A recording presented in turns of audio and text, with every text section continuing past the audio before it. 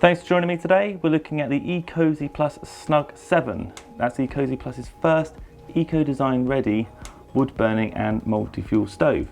So this version here, it is CE approved, Defra approved and eco-design ready. Eco-design ready isn't required until 2022, so this shows the stove is really a stove for now and for the future.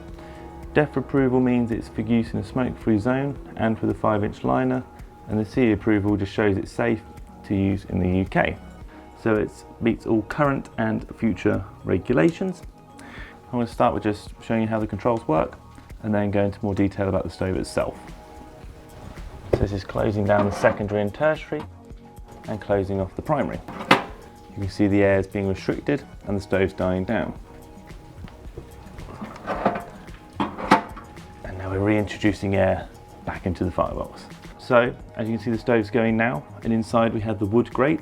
It also comes with a multi-fuel option 2, which is again an Ecosy Plus first, a stove that is multi-fuel and eco-design ready. So looking inside the stove, you'll see the fire bricks all the way around it.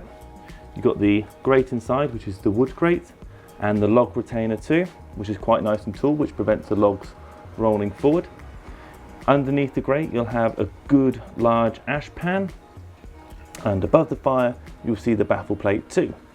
You've got a 5-inch top and rear flue outlet with a 100mm air feed at the rear, where air flows in, is separated off through a separate chamber and flows over the fire through the series of holes at the rear, reburning the initial smoke produced by the fire, and then comes over the top of the fire and is released onto the glass like a curtain of air, helping to keep it nice, clean and clear.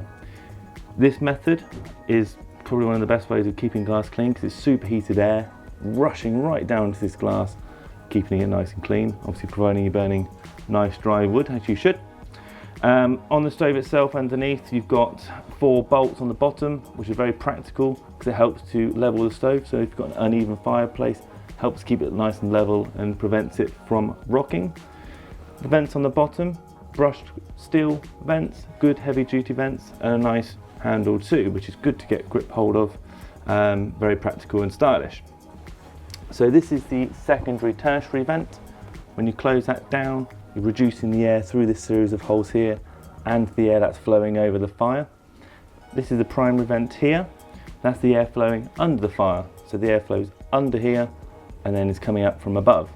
Now if you're burning wood, you only really need to use the secondary tertiary control, because when you're burning wood, it likes lots of air rushing over the top of it and doesn't need a great deal of air coming from underneath.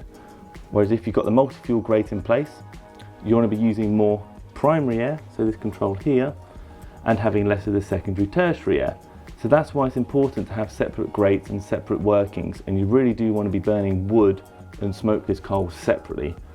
Obviously a lot of people do burn wood and smokeless coals together, but they're two fuels that like completely different conditions with burning, and it also can be detrimental to your chimney if you are burning the two together. Another good little feature about the stove here is it's got a very low output of around 4.5 kilowatts. Its nominal is 7 kilowatts, but it actually goes all the way up to just over 10 kilowatts. So it's got a really good range the stove has, very practical for a whole different number of installs.